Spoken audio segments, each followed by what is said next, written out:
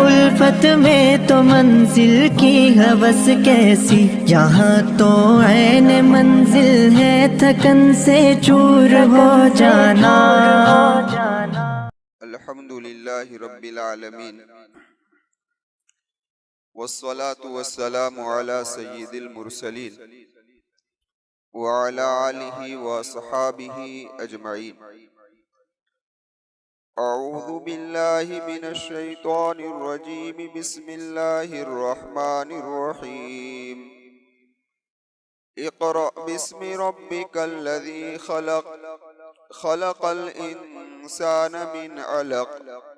इक़रा व रब्बुकल अकरम, अल्लज़ी अल्लम बिल क़लम, अल्लमल इंसान मा लम यअलम। सदक़ल्लाहुल अज़ीम। मुअज़्ज़ज़ सामीन किराम और पर्दा नशीन ख़वातीन, गुज़श्ता मजलिस के अंदर हमारी बात यहाँ तक पहुँची थी कि माँ आयशा सिद्दीक़ा रज़ियल्लाहु ताला अन्हा फरमाती है कि नबी करीम सल्लल्लाहु अलैहि वसल्लम पर वही का सिलसिला जब शुरू हुआ तो सबसे पहले मेरे आका को सच्चे ख्वाब दिखाई दी। उसके बाद अल्लाह के महबूब सल्लल्लाहु अलैहि वसल्लम के लिए खलवत महबूब हो गई और इसी खलवत के लिए अल्लाह के महबूब सल्लल्लाहु अलैहि वसल्लम ने गारे हीरा का इंतिखाब फरमाया। गारे हीरा जो अभी जबले नूर से मशहूर है, बैतुल्ला से 3 मील के फासले पर यह पहाड़ है। जब मीना की तरफ जाते हैं तो बाईं तरफ आता है।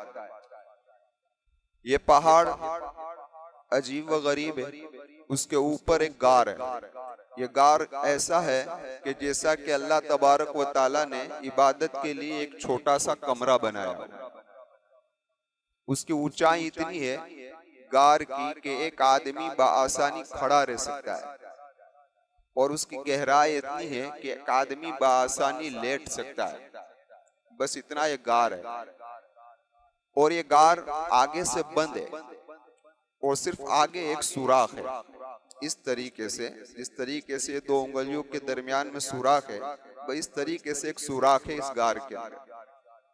अगर इस सुराख में से देखा जाए तो सीधा बैतुल्ला नजर आता है। क्या नजर आता है? बैतुल्ला नजर आता है। इसीलिए उलमा ने लिखा है कि अल्लाह के महबूब सल्लल्लाहु अलैहि वसल्लम ने ये गार क्यों इंतिखाब फरमाया। उसकी एक वजह यही है। क्या वजह थी? कि ये पहाड़ और ये गार मक्कतुल मुकर्रमा से बहुत दूर नहीं था कि जाना मुश्किल हो जाए और इतना करीब भी नहीं था कि खलवत का मकसद फौत हो जाए। 3 चीजें साथ में वहां हो जाती थी। एक खलवत, दूसरी इबादत और तीसरी बैतुल्ला की ज़ियारत। ये तीनों चीजें एक साथ के अंदर क्या हो जाती थी भाई? नसीब हो जाती थी। इसलिए उलमा ने लिखा है कि अल्लाह के महबूब सल्लल्लाहु अलैहि वसल्लम ने इस वजह से इस गार का इंतिखाब किया। दूसरी वजह उलमा ने यह बयान फरमाई है कि आपके दादा भी इसी गार के अंदर खलवत किया करते थे। इसलिए अल्लाह के महबूब ने इस गार का इंतिखाब फरमाया। आप जानते हैं, इससे पहले भी मैं अर्ज कर चुका हूं कि मिल्लत इब्राहिमी की जितने शरीयत है, इस शरीयत में से कुछ अहकाम उसकी असल पर बाकी रहे थे। उनमें से एक खलवत नशीनी भी थी कि तन्हाई के अंदर जाकर अल्लाह की इबादत करना। इसीलिए आपके दादा आपके दादा भी वहीं जाकर खलवत किया करते थे। खैर, अब ये खलवत के फायदे क्या है? खलवत का एक फायदा तो ये है कि इंसान फारिगुल कल्ब होता है, उसका दिल बिल्कुल तफक्कुरात वगैरह से खाली। दूसरा, जिक्र के अंदर मजा आता है। तीसरा, मुनकरात से बचना आसान हो जाता है। चौथा, दिल के अंदर खुशू पैदा होता है। और पांचवा, इंसान जब तन्हाई में होता है तो उसको अपनी हकीकत नजर आती है। आप कभी अकेले बैठे तो आप सोचे, गौर करें तो आपको अपनी हकीकत मालूम होगी कि हम कितने में है। इंसान को अपनी तन्हाई के अंदर अपनी हकीकत मालूम होती है। इसके अलावा खलवत के अंदर इंसान को सुकून मिलता है, गौर और फिक्र और तदब्बुर का मौका मिलता है। तो एक वजह तो उलमा ने ये बयान फरमाई कि अल्लाह के महबूब सल्लल्लाहु अलैहि वसल्लम को नबूवत मिलने वाली थी और वही आप पर नाजिल होने वाली थी, तो उसके लिए वही के लिए यकसुई जरूरी है, खलवत तन्हाई जरूरी है।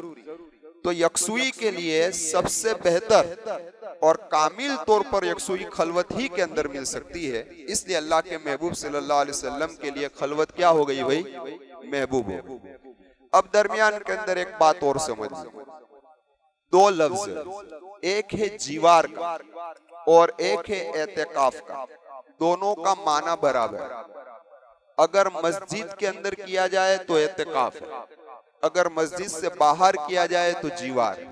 इसीलिए मुस्लिम शरीफ की रिवायत के अंदर जहां अल्लाह के महबूब सल्लल्लाहु अलैहि वसल्लम की इस खलवत का तज़किरा है, वहां जीवार का लफ्ज आया। कौन सा लफ्ज आया भाई, जीवार का लफ्ज आया, क्योंकि अल्लाह के महबूब की ये खलवत मस्जिद के अंदर नहीं थी, मस्जिद के बाहर।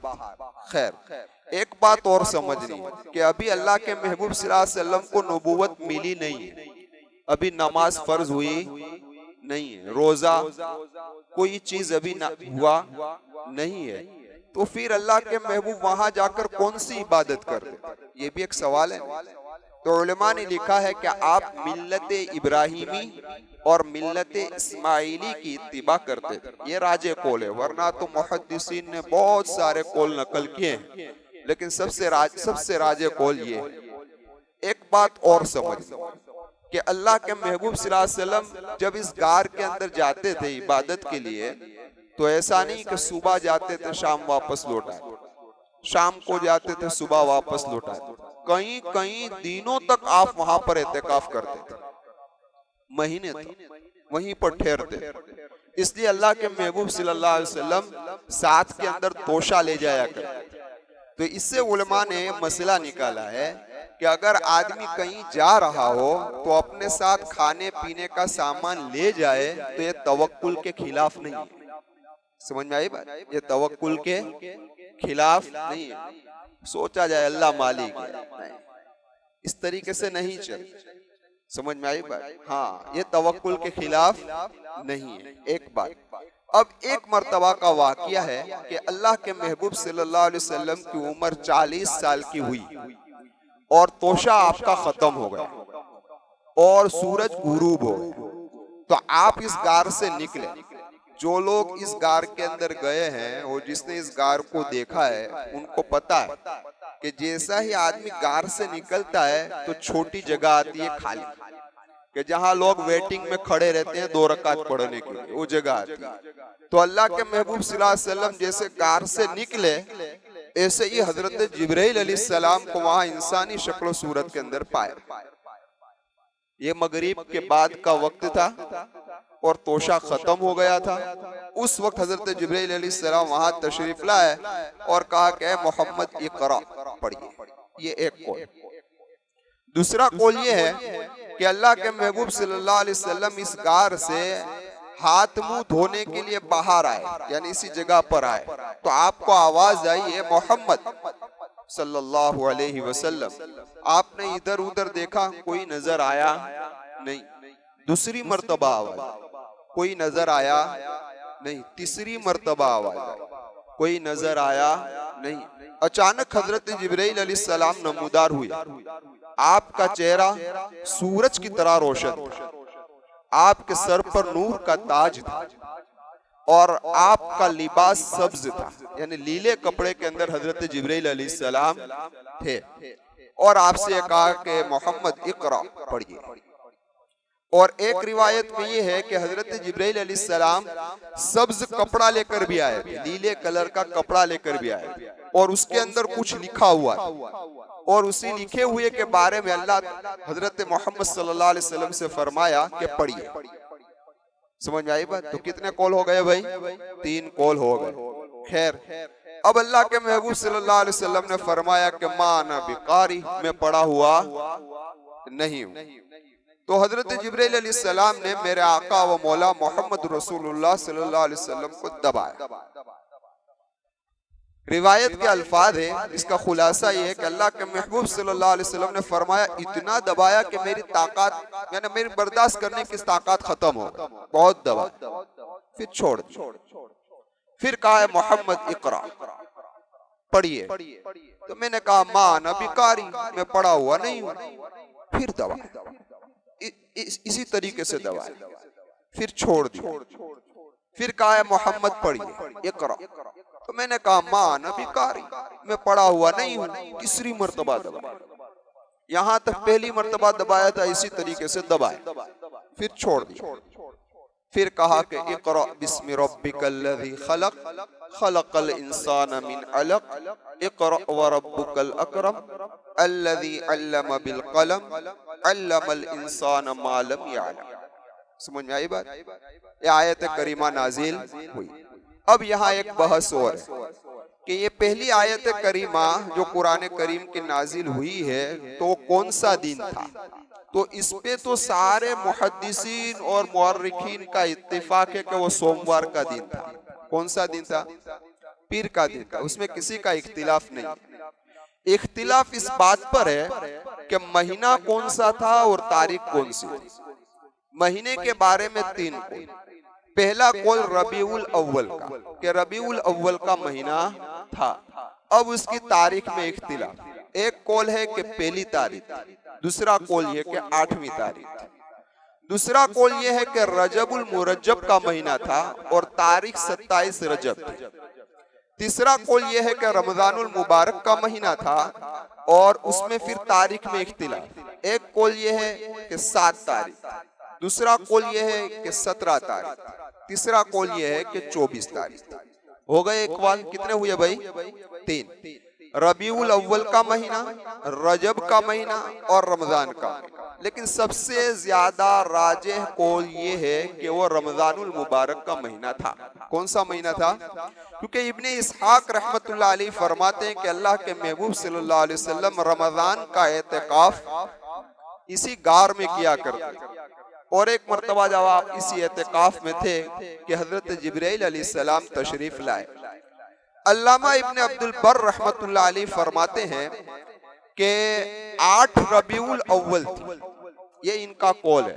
और उस वक्त नबी करीम सल्लल्लाहु अलैहि वसल्लम की उम्र 40 साल की फिट, क्योंकि आपकी विलादत के बारे में एक कौल 8 रबीउल अव्वल का भी है।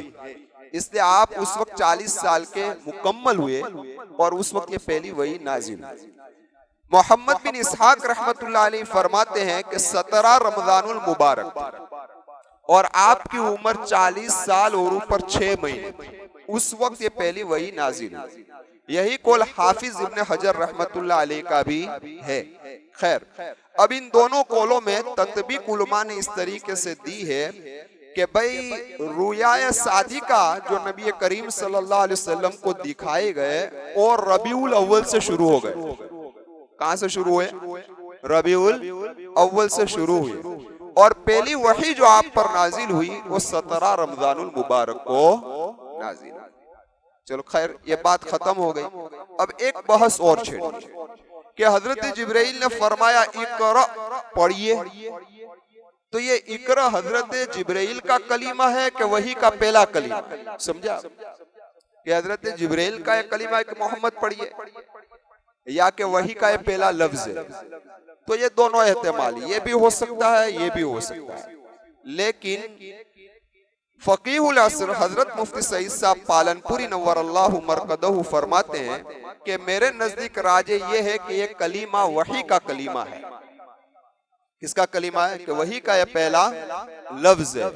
हजरत फरमाते हैं कि जिस तरीके से किसी बच्चे को पढ़ाते हैं तो स्टार्टिंग में एक साथ में पूरी आयत नहीं पढ़ा देते, बल्कि टुकड़ा टुकड़ा करके पढ़ाते है ना। दरस पढ़ाना तो दाल जबर द टुकड़े टुकड़े करके पढ़ाते हैं।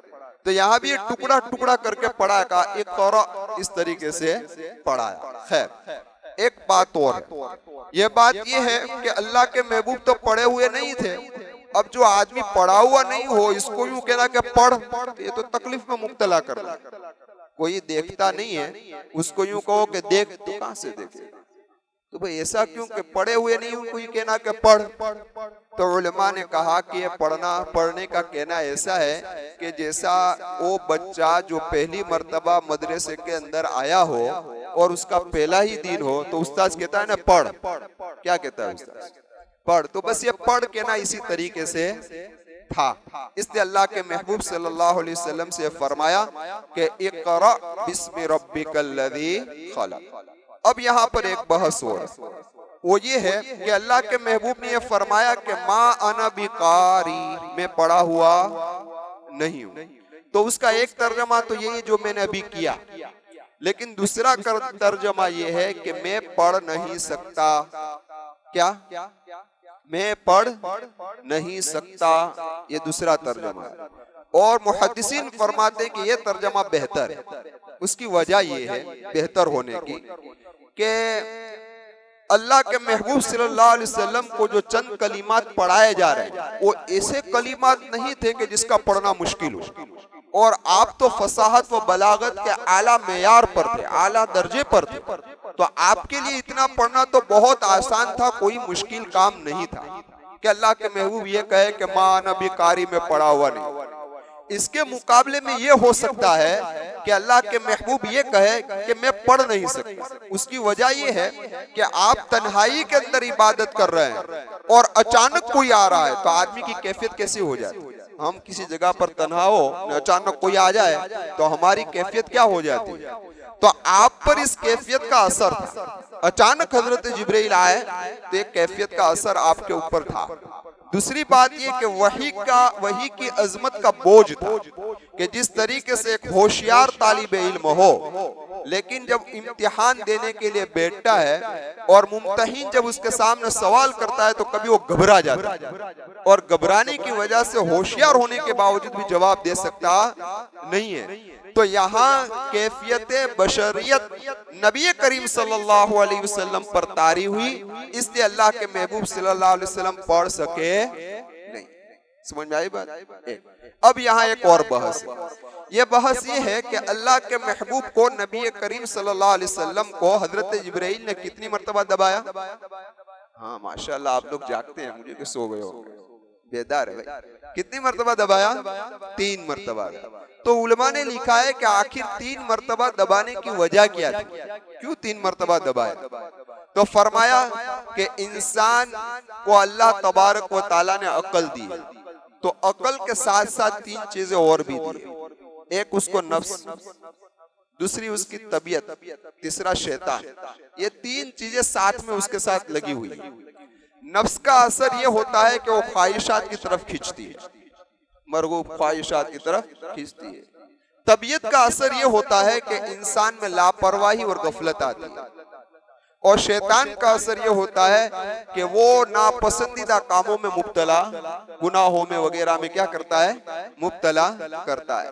तो अल्लाह के महबूब सल्लल्लाहु अलैहि वसल्लम को जब पहली मर्तबा दबाया तो आपको नफ्स के असर से पाक कर दिया, ख्वाहिशात से पाक व साफ कर दिया। दूसरी मर्तबा जब दबाया तो तबीयत के असर से पाक कर दिया। आपके अंदर से गफलत, लापरवाही सारी के सारी क्या हो गई? निकल गई। और जब तीसरी मर्तबा दबाया हजरत जिब्राइल अलैहिस्सलाम ने, तो शैतान के असर से भी मेरे महबूब को क्या कर दिया भाई? पाक व साफ कर दिया। आप अब ये मुनकरात जो है उससे बेइल्तिफाक। खैर, तो ये 3 मर्तबा इसलिए अल्लाह के महबूब को दबाया, ये एक कौल। दूसरा कौल उलमा ने ये नकल किया है कि दरअसल 3 मर्तबा दबाने में मेरे महबूब को एक इशारा करना मकसूद था कि मेरे महबूब सल्लल्लाहु अलैहि वसल्लम आइंदा आपकी जिंदगी के अंदर आजमाइश और तकलीफें आएगी। समझ में आई बात? ये इशारा करना मतलब था। पहली मर्तबा दबाकर इशारा कर दिया कि मोहम्मद सल्लल्लाहु अलैहि वसल्लम आपको लोग अभी अमीन मानते हैं, सादिक मानते हैं, आपसे मोहब्बत करते हैं, आपके इशारे पर सब कुछ करने के लिए तैयार है, लेकिन ये नबूवत की दावत जब आप दोगे तो ये आपके मुखालिफ हो जाए, यही आपके दुश्मन बन जाए। ये पहली मर्तबा दबाने में इशारा। फिर दूसरी मर्तबा दबाने में इशारा था कि ऐ मेरे महबूब, सिर्फ इतना ही नहीं कि इनकी मोहब्बत अदावत के अंदर तब्दील हो जाएगी, बल्कि उससे आगे ये भी होगा कि आपको तकलीफ देने में ये लोग कहीं कमी नहीं छोड़ेंगे। रास्ते में कांटे बिछाएंगे, ऊंट की ओज आपके ऊपर डालेंगे, यानी आपको तकलीफ पहुंचाने में वो लोग कसर कुछ बाकी नहीं रखेंगे। और तीसरी मर्तबा दबाकर इशारा कर दिया कि मेरे महबूब सल्लल्लाहु अलैहि वसल्लम, सिर्फ इसी पर बहस नहीं बल्कि वो आपके कत्ल करने के दर पर भी आ जाए। और हुआ, तारीख गवाह है कि आपके कत्ल करने की भी साजिशें की गई, लेकिन मोहम्मद रसूलुल्लाह सल्लल्लाहु अलैहि वसल्लम को अल्लाह ने महफूज रखा और आखिरकार अल्लाह के महबूब को मक्का छोड़कर मदीना आना पड़ा। तो उलमा ने लिखा है कि दूसरी वजह। तीसरी वजह उलमा ने बयान फरमाई कि दरअसल हजरत जिब्राइल अलैहिस्सलाम अपना फैज मोहम्मद रसूलुल्लाह में मुंतकिल करना चाहते थे, इसलिए दबाया। क्योंकि आप फरिश्ते हैं, मलकियत गालिब आ जाए बशरियत पर, इसलिए दबाया गया। और उसका सबूत आप देखिए कि एक मर्तबा हजरत अब्दुल्ला बिन अब्बास रज़ियल्लाहु ताला अन्हुमा को मेरे आका व मौला मोहम्मद रसूलुल्लाह सल्लल्लाहु अलैहि वसल्लम ने दबाया। क्या किया भाई? और फिर कहा कि अल्लाहुम्मा अल्लिमहुल किताब, ए अल्लाह इब्ने अब्बास को किताब का इल्म अता फरमा। तो आप रईसुल मुफस्सिरीन बन गए ना। तो ये डायरेक्ट फैज गया सीने से डायरेक्ट। तो बस इसीलिए जिस तरीके से हजरत अब्दुल्ला बिन अब्बास रज़ियल्लाहु ताला अन्हुमा को मोहम्मदुर रसूलुल्लाह ने दबाया, इसी तरीके से हजरत जिब्राइल ने मोहम्मद रसूलुल्लाह को दबाया। ये हो जाती। लेकिन आज यहाँ पर एक और बहस, उसके बाद बात को खत्म कर दें। देखिए उलमा ने इसके ज़िम्न एक बहस लिखी है तवज्जो की, कि तवज्जो की 4 किस्में। कितनी किस्में हैं? याद रखोगे इंशाअल्लाह? कहो कि हाँ इंशाअल्लाह। एक है तासीर इनइकासी। ये पहला ही लफ्ज हार्ड आ गया है ना। पहला ही लफ्ज क्या आ गया? हार्ड आ गया। तासीर इनइकासी। ये तासीर इनइकासी किसको कहते हैं? उसको आप मिसाल के जरिए से समझिए कि एक आदमी खुशबू लगाकर आया और इसकी खुशबू से पूरा मजमा मुअत्तर हो गया, सबका दिमाग भी मुअत्तर हो गया। अब ये साहब यहाँ से रुखसत हो गए, तब खुशबू बाकी रही, खुशबू भी चली गई। बस यही है कि जब तक मुरीद साहब पीर के सामने मौजूद होते हैं वहां तक मुरीद के अंदर असर रहता है, और जैसा पीर गायब हुआ तो मुरीद के अंदर से असर चला गया। समझ में आई बात? 3 दिन में थे वहां तक माशाल्लाह सब हो रहा था, 3 दिन से निकले थे सब गायब। समझ में आई बात? तो ये कमजोर से कमजोर। इससे कुछ कवि क्या है? इससे कवि ये है कि एक आदमी तेल लेकर कटोरे के अंदर गया और उसके अंदर उसने बत्ती भी रखी, लेकिन इसको जलाने के लिए कुछ नहीं है। अब वो ऐसे आदमी के पास गया जहां पर बहुत सारी आग का जखीरा है, वहां जाकर अपने दीप को जलाते आया। तो जहां तक वो पीर की सोहबत में था वहां तक ये असर भी रहा। फिर ये दीप लेकर अपने घर पर आया तो वहां तक भी कुछ असर रहा। 3 दिन का असर अभी बाकी है। समझ में आई बात? घर पर गया वहां तक भी असर बाकी रहा। लेकिन फिर ये होता है कि जो हवा चली, वावाझोड़ा आया, तो ये सारा के सारा क्या हो गया भाई? गायब हो गया। तो हालात तब्दील हुए, कुछ मुश्किल आए, तो सारे मामूलात फिर छुट गए। मुरीद साहब जहां थे वहां पहुंच गए। तो ये है तासीर इल्काई। तीसरा है तासीर इस्लाही। ये है इससे ज्यादा कवी। तासीर इस्लाही किसको कहते हैं? कि मिसाल के तौर पर एक जगह पर बहुत सारा पानी है, दरिया है, कुआं है, वहां से एक आदमी ने पानी खींचा, निकाला और एक जगह पर जखीरा कर दिया, यानी एक बड़ी टंकी के अंदर भर दिया। फिर वहां से उसने पाइपलाइन जोड़ी और इस पाइपलाइन के जोड़ने के साथ साथ उसने एक हौज के अंदर एक सारे कनेक्शन को दे दिया। और ये जितनी भी पाइपलाइन थी वो बिल्कुल नई थी, वो साफ सुथरी थी, कहीं पानी अटकने का नामो निशान लेता नहीं था। तो अब साफ है कि ये पानी आएगा तो किसा करे राट आएगा। लेकिन शर्त क्या है? शर्त ये है कि नलियां जो फिट की वो साफ होनी चाहिए। अगर ये ब्लॉक हो तो पानी इतनी स्पीड से आएगा नहीं आएगा। तो ये है कि कभी ऐसा होता है कि पीर साहब जो है वो अपने बातिनी फेज को अपने मुरीद पर इस तरीके से जाहिर करते हैं कि उसके बातिन की इस्लाह हो जाए। कभी ऐसा होता है, पीर खुद ऐसा करता है कि उसके बातिन की इस्लाह हो जाए, लेकिन ये उस वक्त तक रहता है जब नलिया बिल्कुल साफ हो। अगर ये पाइपलाइन में कचरा भरा जाए तो फिर इतना फैज उस पर मुरीद पर आता नहीं है। तो कसूर मुरीद का है, न के पीर का। समझ में आई बात? या फिर कभी ये जखीरा जहां था वहां कोई वावाजोड़ा आ गया और जखीरा खत्म हो गया, तो ये सब नुकसान मुरीद का है, न के पीर का। तो ये है तीसरी, जिसको कहते हैं तासीर इस्लाही। अब चौथा है तासीर इत्तिहादी। वो क्या होता है कि ये होता है कि पीर साहब मुरीद को अपने सीने से लगा ले और अपने जितने कमालात थे वो कमालात उसके अंदर मुंतकिल कर दे। ये सबसे कवी पीर के सारे कमालात किसके अंदर आ जाए? मुरीद के अंदर आ जाए। ये सबसे मजबूत। उसका एक वाकया सुन लीजिए, फिर बात को खत्म कर दें। ख्वाजा बाकी बिल्ला रहमतुल्लाह अलैह, ये बड़े अल्लाह वालों में से गुजरे हैं। एक मर्तबा उनके यहाँ मेहमान आ गए और मेहमान को पेश करने के लिए कुछ था नहीं। आपके करीब के अंदर एक दुकान थी नानबाई की। नानबाई को पता चला तो कुछ जखीरा लाया, रोटियों का वो सालन लाया और खिदमत में पेश कर दिया। तो हजरत के मेहमान की मेहमान नवाजी हो गई। हजरत खुश हो गए कि ऐसे मौके पर इसका हदिया आ गया कि मुझे काम लग गया। तो उस वक्त हजरत ख्वाजा बाकी बिल्ला रहमतुल्लाह अलैह ने अपने इस नानबाई से कहा, मांग क्या मांगता है? कभी होता है अल्लाह वाले अपने हाल में होते हैं तो कहते हैं भाई मांग क्या चाहता है? तो कहा मांग क्या मांगता है? तो नानबाई ने भी कहा कि मैं आपके जैसा बनना चाहता हूँ। क्या मांगा? क्या मांगा भाई? कि मैं आपके जैसा बनना चाहता हूँ।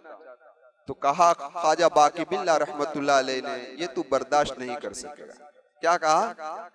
बर्दाश्त नहीं कर सकेगा। तो क्या नहीं, मैं आपके जैसा ही बनना चाहता हूँ।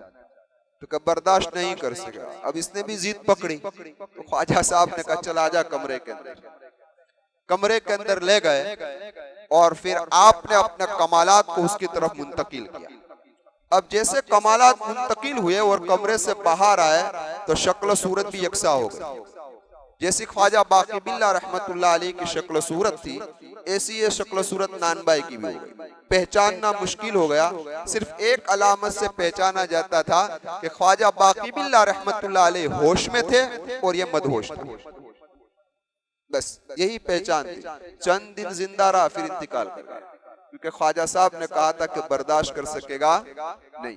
तो अलगर्द ये चार तवज्जो की किस्म जो आप हजरात के सामने सुनाई, उसकी वजह यह थी कि हजरत जिब्राइल अलैहिस्सलाम ने जो मोहम्मद रसूलुल्लाह सल्लल्लाहु अलैहि वसल्लम को दबाया, ये चौथी किस्म थी, तासीर इत्तिहादी थी कि हजरत जिब्राइल ने अपनी रूह को मोहम्मद रसूलुल्लाह सल्लल्लाहु अलैहि वसल्लम के जिस्म अतहर के जो मसामात थे, यानी जिस्म के वो सुराख के जिससे पसीना निकलता है, उसके अंदर से अपनी रूह को दाखिल करके, अपनी इस लतीफ रूह को दाखिल करके मोहम्मद रसूलुल्लाह की रूह के साथ मिला दिया।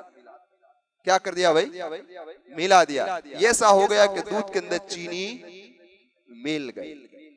तो ये है 3 मर्तबा दबाने की वजह। फिर एक रिवायत के अंदर आता है, आपको कि छेल्ला छेल्ला आखिरी आखिरी एक बात करते ही जाते हैं मौलाना, तो खैर ये आखिरी बात, चलो फिर छोड़ देता हूँ। एक रिवायत के अंदर आता है कि उसी मौके पर हजरत जिब्राइल अलैहिस्सलाम ने अपना एक पर मारा। इस पर मारने की वजह से वहां पानी निकल आया, और पानी जैसा निकला तो हजरत जिब्राइल ने मोहम्मद रसूलुल्लाह को वुजू सिखलाया, गुस्ल सिखलाया, इस्तिंजा की तालीम दी। क्या तालीम दी? इस्तिंजा की तालीम दी। देखिए सबसे पहली तालीम किसकी आई? पाकी की आई, वुजू। लेकिन आज हमारा नौजवान वुजू कैसा करता है, उसको पता ही नहीं कि वुजू के फराइज कितने, और पता भी है कि वुजू के फराइज 4 है, तो अपने बाल की कट खराब ना हो तो यही पानी मरेगा। अल्लाह के बंदे, यहाँ से पूरा चेहरा धोना जरूरी। तू वक्त निकाल कर आया है, नमाज पढ़ने के लिए आया है, दुकान छोड़ कर आया है, घर छोड़ कर आया है। तू सही वुजू करेगा तब भी इतना ही वक्त लगेगा, गलत वुजू करेगा तब भी इतना ही वक्त लगेगा। तो सही वुजू करना है, वुजू कैसा करना चाहिए, सीखना चाहिए। कहाँ से कितना चेहरा धोना है सीखो, या इल्म का हासिल करना जरूरी है, आगे बहस आएगी इंशाअल्लाह। खैर, तो पूरा चेहरा धो, हाथ इस तरीके से, ये सब कोरा रहे। अरे भाई कम से कम कुछ आगे तक दो। हजरत अबू हुरैरा तो बहुत आगे तक धोते थे, ये चमक बढ़ जाए नहीं, समझ में आई बात। तो पूरा हाथ मुकम्मल धोए, मसा सही तरीके से। बाज तो बालों को ओढ़ना ऊपर से ही बाईपास, इस तरीके से। कभी कभी वुजू सबके देखते हैं तो कभी तो अल्लाह के बंदे किस तरीके से वुजू कर रहे हैं, बस इस तरीके से ऊपर से बस खत्म। हालांकि चौथा हिस्सा का मसा करना क्या है भाई, फर्ज। फिर पैरों को धो तो देखो आप उंगलियों के दरमियान के अंदर खिलाल करो, ये आपकी क्या कहते हैं टखना, उसको सही तरीके से धो। तो वुजू के फराइज सही तरीके से करो। गुस्ल में ख्याल रखो, नाफ के अंदर पानी पहुंचाने की फिक्र करो। ये कान की जो ये हिस्सा है वहां पानी नहीं पहुंचता गुस्ल में, उसका ख्याल करो। ये बगलों में फुवारे से नहाने के आदि है तो ऊपर से पानी आया नॉन स्टॉप नीचे नहर की तरह बह गया, ये सब कोरा रह जाता है। समझ में आई बात। तो बगलों की तरफ पानी पहुंचानी है, वराखों में पानी पहुंचाने की फिक्र करो। गुस्ल किस तरीके से किया जाए ये सीखो। तो अल्लाह के महबूब को भी सबसे पहले वुजू सिखलाया गया, गुस्ल सिखलाया गया। तो हमें भी ये पाकी नापाकी के मसाइल उसको क्या करना चाहिए भाई, सीखने चाहिए। और खास तौर पर इस्तिंजा भी अल्लाह के महबूब को सिखाया गया। यहाँ तो न जाने जींस की पैंट पहनी है इतनी टाइट वाइट, गया और निकला, क्या है, गया और निकला फटोफट। किस तरीके से उसने तहारत की, क्या किया, क्या पेशाब की, क्या इस्तिंजा किया, कुछ नहीं, फटोफट। फिर कहते कि मौलाना नमाज में यार ख्याल बो आवे, यार वसवसा बो आवे, नमाज में जीव नहीं लगती। क्यासी लागे जीव, जीव लागे क्यासी, बराबर है।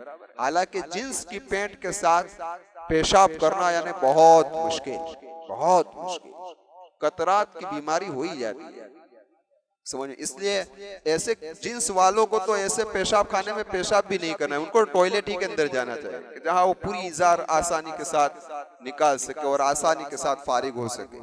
इसलिए यही इंतजाम किया गया कि नए जो भी टॉयलेट आपके लिए बनाए हमारे, है ना, समझ। और हमारी कमजोरी क्या है, ये रोना है, हर जगह का रोना है। वो रोना ये है कि मस्जिद तो आलीशान बनाएंगे माशाल्लाह, अच्छा खर्चा करेंगे, लेकिन टॉयलेट और इस्तिंजा ऐसे बेकार बनाएंगे कि छींटे उड़ेंगे। और उसके अंदर यूं अच्छे अच्छे नल रखेंगे, लेकिन टॉयलेट में ऐसे नल रखेंगे वो चालू करते भी डरना पड़ता है कि डरेंगे तो अभी कपड़े खराब हो जाए। समझ में आई बात। हालांकि ये तो असल मसला है पाकी और नापाकी का। अगर आप इस्तिंजा ही के अंदर नापाक हो गए तो फिर करोड़ों की मस्जिद में आकर क्या करोगे आप। इसलिए इस्तिंजा के अंदर ऐसे नल होने चाहिए कि जिससे छींटे न उड़े, और नल होगा आसमान पर और चंबू होगा जमीन पर। समझ में आई बात। तो ऐसा नहीं होना चाहिए। हर जगह पर प्लानिंग करते हैं, अच्छे इंजीनियर से नक्शा बिठाते हैं, तो ये भी असल तहारत की एक जगह है, वो अच्छे से अच्छी तरीके से रखनी चाहिए। खैर, तो अल्लाह के महबूब सल्लल्लाहु अलैहि वसल्लम को ये तालीम दी और उसके बाद हजरत जिब्राइल ने 2 रकात नफल पढ़ाई वहां पर। तो देखो जैसे कुरान नाजिल हुआ नमाज शुरू हो गई, इससे नमाज की अहमियत मालूम हुई। मेरे नौजवानों, नमाजों का एहतमाम करें, पाकी हासिल करने की कोशिश करें। अब जब ये वाकया पेश आ गया, हजरत जिब्राइल अलैहिस्सलाम तशरीफ ले गए, अल्लाह के महबूब सल्लल्लाहु अलैहि वसल्लम इन आयात को लेकर घर की तरफ लौट रहे हैं। अब रिवायतों के अंदर 2 अल्फाज है। एक अल्फाज ये कि आपका दिल कांप रहा था, और दूसरे अल्फाज ये कि आपके मोंढों का गोश्त कांप रहा था। इस कैफियत के साथ मोहम्मद रसूलुल्लाह सल्लल्लाहु अलैहि वसल्लम अपने घर पर तशरीफ लाए। आगे क्या हुआ वो इंशाअल्लाह आइंदा कल आप हजरात के सामने पेश करूंगा। अल्लाहुम्मा लकल हम्दु कमा यंबगी लिजलाली वजहिका व अज़ीमी सुल्तानिक। अल्लाहुम्मा ला नुहसी सनाअन अलैका अंत कमा असनैता अला नफ्सी। या रब्बी सल्ली व सल्लिम दाइमन अबदन अला हबीबिक खैरिल खल्क़ि कुल्लिहिम। मौला करीम, तेरी जात से निकला हुआ कुरान, इसकी निस्बत पर ये तेरे बंदे रोजाना आते हैं, तेरी मोहब्बत में आते हैं। अल्लाह, तेरी मोहब्बत को और तेरे कुरान की मोहब्बत को लेने के लिए आते हैं। अल्लाह, इनके लिए, हम सब के लिए इस कुरान को हमारे लिए क़यामत के मैदान में सिफारिशी बना देना। अल्लाह रमजान के बाद भी इस कुरान को सीने से लगाने की तौफीक अता फरमा देना, इस कुरान के पढ़ने की तौफीक अता फरमा देना, तिलावत कुरान का शौक और ज़ौक़ नसीब फरमा देना। अल्लाह हमारी सुबह तेरे कुरान की तिलावत से हो, ऐसी हमें तौफीक अता फरमा देना। हमारी सुबह तेरे कुरान की तिलावत से हो, हमारे घर का माहौल तिलावत कुरान से गूंज जाए। अल्लाह ऐसी शक्लें और सूरतें पैदा फरमा देना। अल्लाह आज तक की जरूरत आपने पूरी की है। बहुत बड़ा तबका बीमारियों में है। अल्लाह कैंसर के मरीजीन हैं, अल्लाह कैंसर के मरीजीन हैं, रमजान का महीना अस्पतालों में बिता रहे हैं।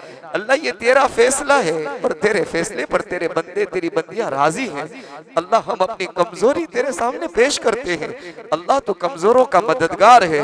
इन तमाम बीमारों को शिफाए कामिला अता फरमा, आजिला दाइमा नसीब फरमा और आफियत के साथ शिफा याबी के साथ अस्पतालों से इनके घरों की वापसी मुकद्दर फरमा। ये अल्लाह बहुत बड़ा तबका कर्जों में डूबा है, तू ही निकालने वाला है। तू तो जमीन और आसमान के अल्लाह खजाने का मालिक है। आज तक दिया आपने दिया है, दे रहे आप दे रहे हैं। ये अल्लाह तेरे नबी का फरमान है, जो मकरूज अदायगी की नीयत करता है, मायशा ने फरमाया अल्लाह तो इसका गैबी निजाम बना देता है। अल्लाह इन मकरूजीन के लिए गैबी निजाम मुकद्दर फरमा दे, अदायगी की गैब से शक्लें और सूरतें पैदा फरमा दे। ये अल्लाह बहुत बड़ा तबका माशी तंगी का शिकार है, हलाल पाकीज़ा तय्यब रोजी नसीब फरमा। अल्लाह हमारी औलादों की, हमारी नस्लों की ईमान की हिफाजत का फैसला कर दे। अल्लाह इर्तिदा से इनकी हिफाजत फरमा ले, कुफ्र और शिर्क के दलदल से इनको बचा लेना। ये अल्लाह इनके अखलाक को संवार देना, दीन के दाई बना देना, आंखों की ठंडक बना देना, हमारी मरने के बाद हमारे लिए इसाले सवाब का जरिया बना देना, मैदान क़यामत में अल्लाह हमारी नजात का जरिया बना देना। अल्लाह ये मजमा तेरे सामने हाथ फैलाकर अपने दामन को फैलाकर बैठा है। कौन किस हाल में अल्लाह तू जानता है। कोई अंदरूनी, कोई बाहर से परेशानियों में डूबा है। दिल की बेचैनी के लोग शिकार हो चुके हैं। अल्लाह अल्लाह तू ही हालात को बदलने वाला है। अल्लाह इनकी परेशानियों को आफियत से बदल दे, इनकी परेशानियों को दूर फरमा दे। अल्लाह हमारी दुआओं को, और जिन लोगों ने हमें दुआओं के लिए कहा, लिखा, सुना, मुतमन्नी मुतवक्के हैं, उस पर हमारा हक है। दुनिया आखिरत की इनकी तमाम तर हाजात और जरूरियात को अपने खजाना गैब से पूरा फरमा। मुल्क की हिफाजत फरमा, बिरादरान वतन को इस्लाम की सही तालीम मुकद्दर फरमा दे। अल्लाह ईमान तो आप ही दिया करते हैं, हिदायत आप दिया करते हैं। इन बिरादरान वतन को भी इस्लाम की दौलत से माला माल फरमा दे। जिनके हक में इस्लाम मुकद्दर नहीं है, अल्लाह अपनी जमीन को पाक कर दे। अल्लाह जो इस्लाम और ईमान के लिए रोड़ा और रुकावट बने हैं, अल्लाह एक एक को चुन कर खत्म फरमा दे। ये अल्लाह हमारी दुआओं को अपने फजल, अपने करम, नबी अकरम सल्लल्लाहु अलैहि वसल्लम के सदके तुफैल में कबूल फरमा। सल्लल्लाहु तआला अला रसूल खैर खल्क़िही सय्यिदिना मुहम्मद व अला आलिहि व सहबिही अजमईन बिरहमतिक या